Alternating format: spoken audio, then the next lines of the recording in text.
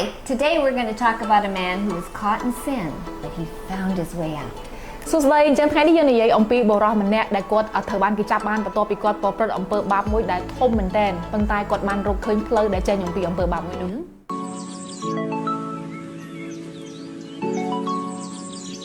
Hi, I'm Cindy. សួស្តីខ្ញុំពិសី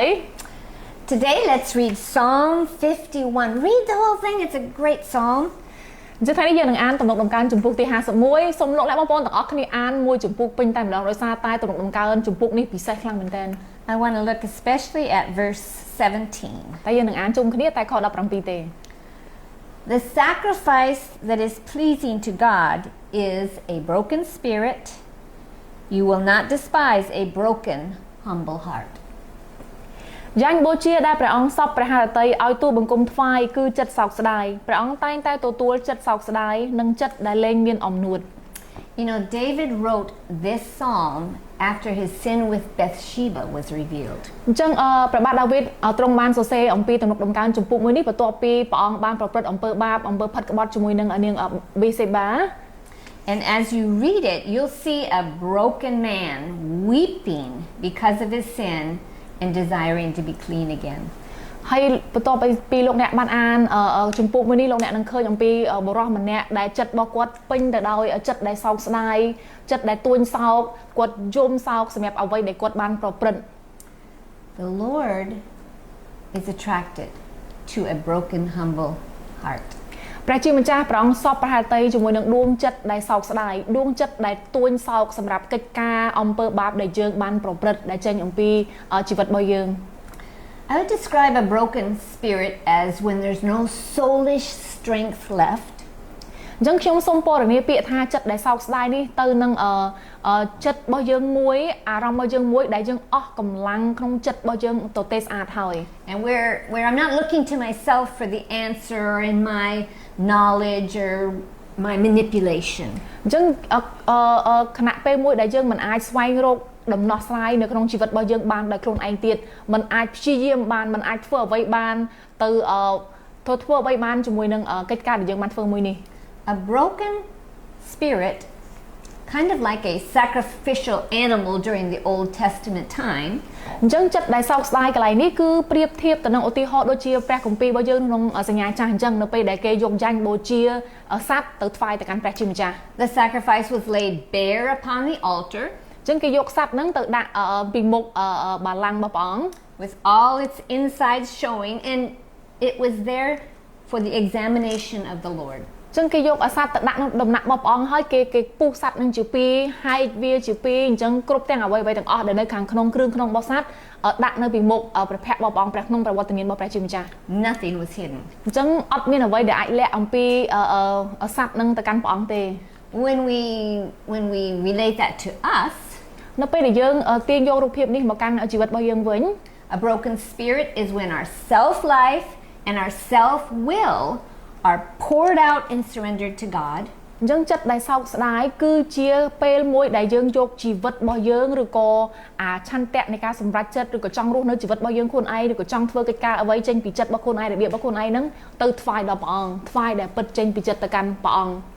And we realize that He is worthy and we are not. He is able and we are not. He is God and we are not. ហើយយើងដឹងយ៉ាងច្បាស់ថាព្រះអង្គជាព្រះជាម្ចាស់យើងមិនមែនទេព្រះអង្គអាចធ្វើអ្វីៗបានទាំងអស់ប៉ុន្តែយើងមិនអាចទេ The humble heart is a crushed heart. ចិត្តដែលលែងមានអំនួតគឺជាចិត្តដែលខ្ទេចខ្ទាំ Like incense which was crushed with a pestle. ដូចជាគ្រឿងក្អូបនៅពេលដែលគេយកទៅថ្វាយទៅដុតដើម្បីឲ្យចេញក្លិនក្អូបគេកិនវាឲ្យម៉ត់ Yeah, and when they did that, the fragrant aroma came from it. អញ្ចឹងនៅពេលដែលគេកិនវាឲ្យម៉ត់នោះក្លិននៅក្នុងគ្រឿងនោះវាចាប់ដើមភាយចេញមកក្រអូប In the same way, a humble heart or a crushed heart អញ្ចឹងដូចគ្នាសម្រាប់ចិត្តដែលលែងមានអំនួតចិត្តដែលខ្ទេចខ្ទាំបែកខ្ញែកចេញអស់ហើយ raises up its voice to God in complete repentance. បង្ហាញទៅដូចជាសំឡេងមួយដែលបាននិយាយទៅកាន់ព្រះអង្គបង្ហាញទៅកាន់ព្រះអង្គ and sorrow. ហើយនឹងបង្ហាញអំពីចិត្តដែលយើងសោកស្ដាយ Now it's not a fake repentance like oh, I'm sorry. អញ្ចឹងមិនមែននិយាយអំពីការកែប្រែចិត្តគំនិតលក្ខណៈថាសុំទោសដែលមិនចេញពីចិត្ត That's just said to try to ease our conscience. ពេលខ្លះទៅយើងនិយាយគ្រាន់តែឲ្យមួយរួចឬក៏យើងនិយាយទាំងឌឺ But it never ponders or thinks about the thought ហើយមិនដែលបាននិយាយឲ្យចេញពីចិត្តចេញអំពីគំនិតនៃការដែលយើងចង់កែប្រែចិត្តគំនិតពិតប្រាកដ that we have displeased him and brought dishonor to his holy name. អញ្ចឹងបើសិនជាយើងធ្វើកិច្ចការហ្នឹងគឺបានន័យថាយើងមិនធ្វើឲ្យព្រះអង្គសពប្រហាតីទេហើយយើងថែមទាំងបង្អាប់ព្រះកិត្តិនាមរបស់ព្រះអង្គទៀត Sane repentance brings little or no motivation to change. ការដែលយើងកែប្រែចិត្តគំនិតសោកស្ដាយទាំងមិនចេញពីចិត្តគ្រាន់តែធ្វើឲ្យទៅហើយពិតជាគួរឲ្យសោកស្ដាយខ្លាំងមែនទែន The fragrance of true repentance draws the Lord near to us. ប៉ុន្តែក្លិនក្រអូបដែលចេញអំពីការសោកស្ដាយហើយយើងចង់កែប្រែចិត្តគំនិតដែលពិតប្រាកដចេញពីចិត្តណាព្រះអង្គសពហាតី Do you remember when the prodigal son repented? លោកបងប្អូនចាំអំពីសាច់រឿងកូនប្រុសពៅដែលវង្វេងអត់នៅពេលដែលគាត់កែប្រែចិត្តគំនិតគាត់ត្រឡប់មកផ្ទះវិញ He returned to his father with a humble heart. គាត់ត្រឡប់មករកឪពុករបស់គាត់វិញទាំងដួងចិត្តរបស់គាត់អស់ហើយអស់អំនួតហើយលែងមាន And អំនួត his father ran out to him. ហើយឪពុកវិញបានរត់ទៅកាន់កូន And so it is with us.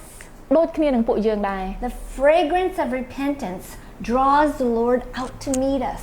ក្លិនក្រអូបនៃការដែលយើងកែប្រែចិត្តគំនិតពិតប្រាកដគឺតាក់ទាញព្រះជាម្ចាស់ឲ្យចូលមកកាន់ចិត្តក្នុងជីវិតរបស់យើង He clothes us with his righteousness. ព្រះអង្គបានបំពាក់យើងជាមួយនឹងភាពសប្បុរសរបស់ព្រះអង្គ And he reestablishes our sonship. ហើយព្រះអង្គបានស្ដារយើងឡើងវិញក្នុងភាពជាកូនជាមួយនឹងព្រះអង្គ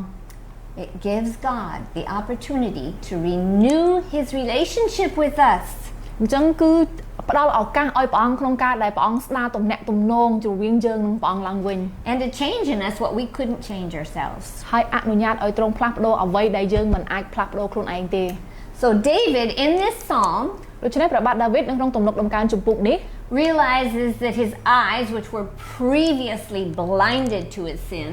អញ្ចឹងបានភ្ញាក់ខ្លួនបានដឹងខ្លួនថាអូភ្នែករបស់គាត់ត្រូវបានបាំងត្រូវបានខ្វាក់ជាមួយនឹងអំពើបាបមួយនេះ now they see clearly the dishonor he has brought to God. អញ្ចឹងឥឡូវនេះគាត់បានឃើញយ៉ាងច្បាស់ថាគាត់ពិតជាបង្អាប់ព្រះកិត្តិយសរបស់ព្រះជាម្ចាស់ហើយព្រះអង្គមិនសពហាតីនឹងអំពើបាបមួយនេះទេដែលគាត់ប្រព្រឹត្ត In humble desperation, he asks the Lord, "Please, Lord, don't send me away from your presence." អញ្ចឹងគាត់បានកែប្រែចិត្តគំនិតគាត់បានសោកស្ដាយគាត់បានអង្វរទៅកាន់ព្រះអង្គអធិដ្ឋានទៅកាន់ព្រះអង្គសូមគុំដកកូនចេញអំពីព្រះវត្តមានរបស់ព្រះអង្គ In other words, Lord, please don't leave me. ឬក៏យើងអាចនិយាយភាសាមួយទៀតថាព្រះអង្គសូមគុំទៅចោលកូនកុំបោះបង់ចោលកូន I desperately need you. កូនពិតជាត្រូវការព្រះអង្គខ្លាំងមែនទែន I can't live without you. កូនមិនអាចរស់នៅដោយគ្មានទ្រង់បានទេ Lord, I see the state of my soul and I desperately need your mercy. ព្រះអង្គហើយធ្លាក់ដល់ដំណាក់កាលនេះគឺជាកន្លែងដែលកូនកាន់តែភ្ញាក់ខ្លួនថាកូនពិតជាត្រូវការព្រះអង្គណាស់សម្រាប់ជីវិតមួយនេះ I have nothing to give you but my broken heart. កូនអស់ហើយកូនអត់មានអ្វីក្នុងការថ្វាយទៅកាន់ព្រះអង្គទៀតទេមានតែដួងចិត្តដែលសោកស្ដាយដួងចិត្តដែលខ្ទេចខ្ទាំ Oh yes, a broken spirit and a humble heart will not be ignored by the Lord. ចិត្តដែលសោកស្ដាយចិត្តដែលលែងមានអំនួតព្រះអង្គនឹងមិនទុកយើងចោលទេ This was David's hope, នេះគឺជាសេចក្តីសង្ឃឹមរបស់ព្រះបាទដាវីត and this is our hope. ហើយនេះក៏ជាសេចក្តីសង្ឃឹមរបស់យើងបានដូចគ្នាដែរ Let's pray. តោះយើងអធិដ្ឋាន Lord, we thank you for the cleansing power of tears and the joy that follows. ព្រះអង្គម្ចាស់គុណអរព្រះគុណទ្រង់សម្រាប់ការដែលព្រះអង្គសម្អាតទឹកភ្នែករបស់កូនដកចេញជូតចេញនៅភាពទុក្ខសោកក្នុងជីវិតរបស់កូនដែលចេញអំពីអំពើបាបដែលកូនប្រព្រឹត្ត Today, I once again acknowledge you are Lord of my life. បងហើយថ្ងៃនេះកូនទទួលស្គាល់ម្ដងទៀតហើយប្រកាសម្ដងទៀតថាព្រះអង្គទ្រង់ជាព្រះដែលដឹកនាំជីវិតរបស់កូន You are in charge, I am not. ព្រះអង្គជាព្រះដែលមានការគ្រប់គ្រងលើអ្វីៗទាំងអស់កូនគ្មានទេ Thank you, Lord, that when I'm broken, you come close to me. ព្រះអង្គគុណអរព្រះគុណទ្រង់នៅពេលដែលកូនសោកស្ដាយនៅពេលដែលកូនគ្មានអ្វីៗទាំងអស់ព្រះអង្គនៅតែចូលមកជិតកូន Thank you, Lord, that your Holy Spirit convicts us of sin. អរព្រះគុណព្រះអង្គព្រះវិញ្ញាណដ៏វិសុទ្ធដែលបានដាស់តឿនកូនឲ្យកូនស្គាល់នៅអំពើបាបដែលខ្លួនប្រព្រឹត្ត Cleanse me and equip me to do your will. សូមសម្អាតកូនសូមជួយកូនឲ្យកូននៅតែអាចបម្រើនៅគោលបំណងព្រះជាម្ចាស់ដែលព្រះអង្គបានដាក់ក្នុងជីវិតរបស់កូន So that I can bring honor to you in all I say and do. គ្រប់អ្វីដែលកូននិយាយកូនធ្វើកូនរស់នៅសូមឲ្យថ្វាយសេរីល្អទៅកាន់ព្រះអង្គ Search my heart and show me what you see. សូមឆែកមើលដួងចិត្តកូនហើយថាតើព្រះអង្គឃើញអ្វីខ្លះក្នុងចិត្តរបស់កូន And let me hate sin as you hate sin. សូមជួយឲ្យកូនស្អប់អំពើបាបដូចទ្រង់ស្អប់អំពើបាបដែរ May I walk in humility. សូមឲ្យកូនរស់នៅជីវិតដែលគ្មានអំនួត And may you ever be close to me. ហើយសូមឲ្យព្រះអង្គនៅជាប់ជាមួយនឹងកូនជារៀងរហូត In Jesus' name, amen. ក្នុងព្រះនាមព្រះអង្គម្ចាស់ព្រះយេស៊ូវគ្រីស្ទកូនអធិដ្ឋានអាមែន